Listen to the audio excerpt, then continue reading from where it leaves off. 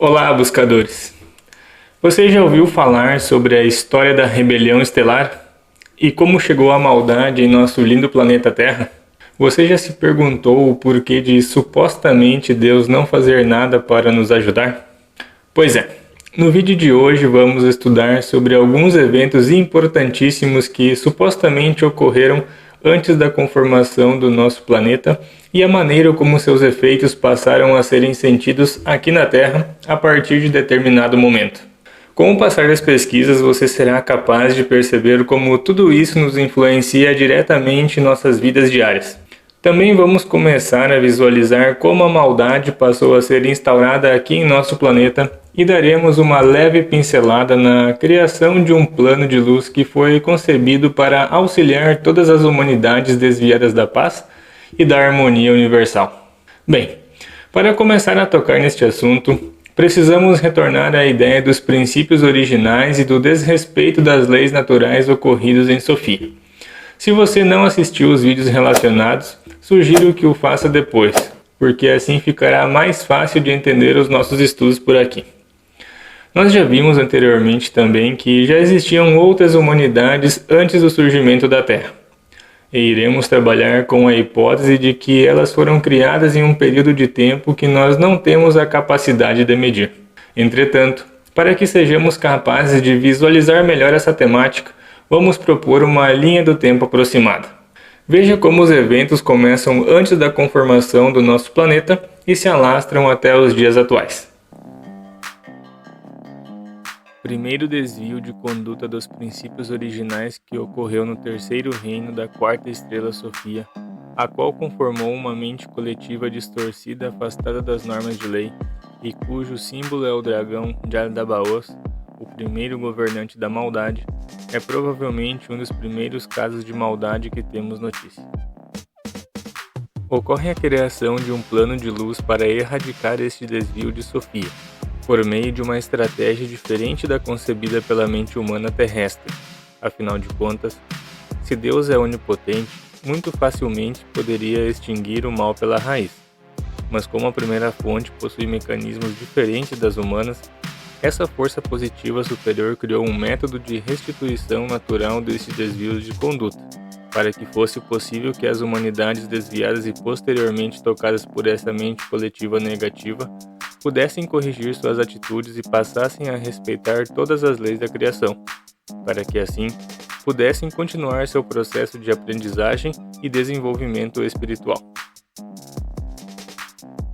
Este espírito infernal continua vagando pelo espaço, gerando caos e confusões. Neste espaço de tempo, supostamente destruiu 72 planetas e incontáveis estrelas, sendo que parte de seu modus operandi era alterar seus ciclos naturais, desconectando seres viventes dos conhecimentos da criação e fragmentando seus espíritos, assim como um vírus tem buscado e encontrado hospedeiros, colonizando-os e destruindo-os. Dessa forma, sempre que está a ponto de exterminá-lo, busca outro hóspede para parasitar e replicar-se, ou seja, outro planeta. Entidades de Sírio e Orion ultrapassam o buraco negro de Arturo, da galáxia de Andrômeda, fixando-se ao sistema da galáxia de Lira.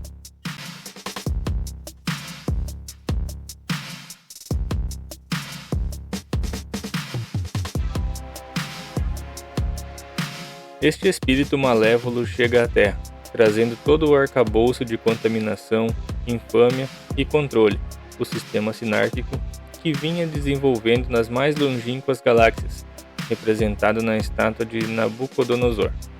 Essa terrível invasão, portanto, foi paulatina, sutil e não única, o que tem dificultado e muito na defesa aos ataques em contra do ser humano por essas forças distorcidas.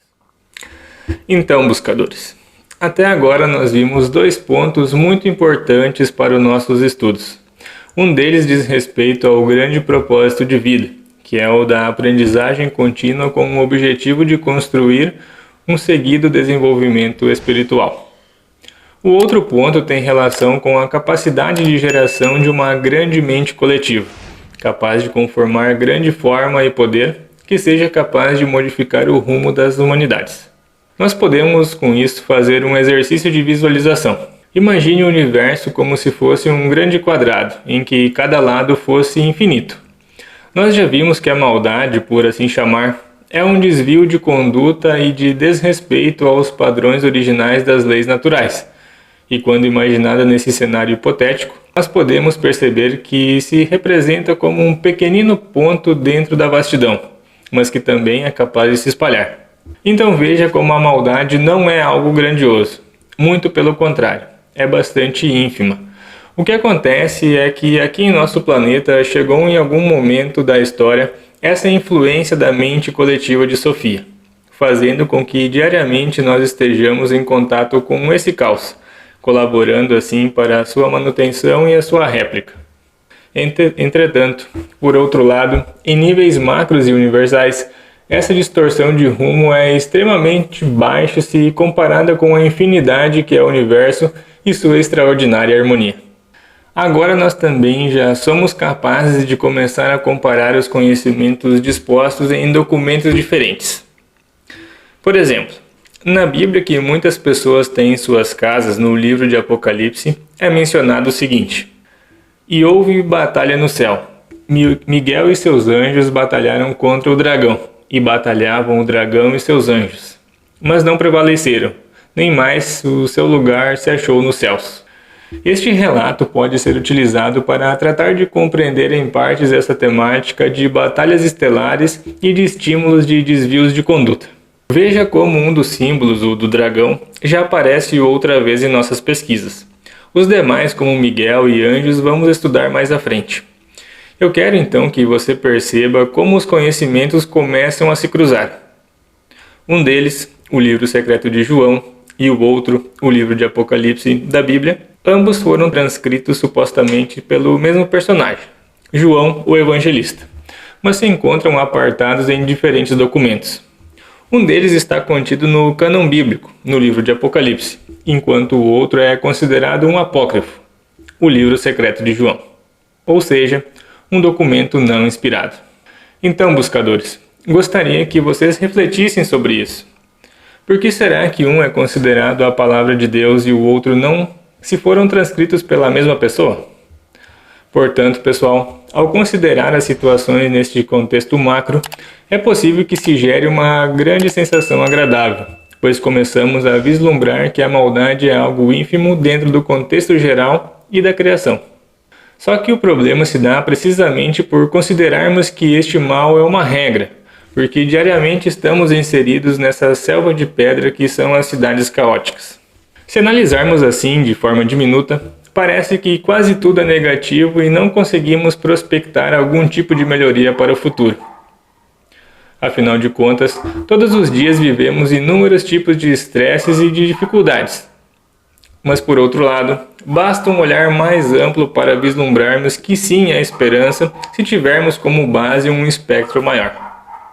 Com isso, buscadores, vamos utilizar da tese de que aproximadamente desde 150 milhões de anos antes da conformação do nosso lindo planeta azul, que as forças progenitores do bem, por assim chamá-las, já estão trabalhando para corrigir esses desvios de conduta que conformam tudo o que de pior somos capazes de presenciar e imaginar. Entretanto, cabe primeiramente a nós, como uma medida inicial de ação, compreender que a força do pensamento é importantíssima dentro dessa jornada por busca de respostas e também de desenvolvimento pessoal e espiritual.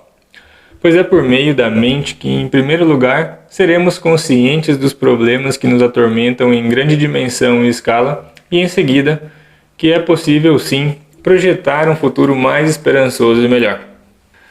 No próximo vídeo daremos início ao estudo mais aprofundado deste plano de luz para endireitar o caminho de todas as humanidades atingidas pelas manipulações de Aldabaoth, e também vamos começar a entender os ciclos de vida que nossa humanidade vem atravessando. Sem sombra de dúvidas, isso será muito importante para elucidar muitas coisas dentro da sua cabeça. Permitirá também que você entenda o porquê de muitas situações e a prospectar o que o futuro pode nos reservar. Assim, pouco a pouco este grande quebra-cabeça vai tomando forma. Com o vídeo de hoje já ficou mais clara a ideia de um antes e um depois da história do nosso planeta, que tudo está interligado, e se continuarmos nessa pegada, vamos conseguir compreender vários dos mistérios que nos cercam. Como diz aquele velho ditado, quem não conhece seu passado está condenado a repeti-lo. E como já vimos antes também, é fundamental estudar o passado para compreender o presente e projetar o futuro. Então fica aqui o convite para que você se inscreva no canal, ative as notificações e deixe o seu like para que possamos nos conectar com outros buscadores da verdade. O que vem por aí é simplesmente sensacional. Eu tenho certeza que você irá gostar muito. Até o próximo vídeo, buscando respostas, um caminho de mão única. Tchau!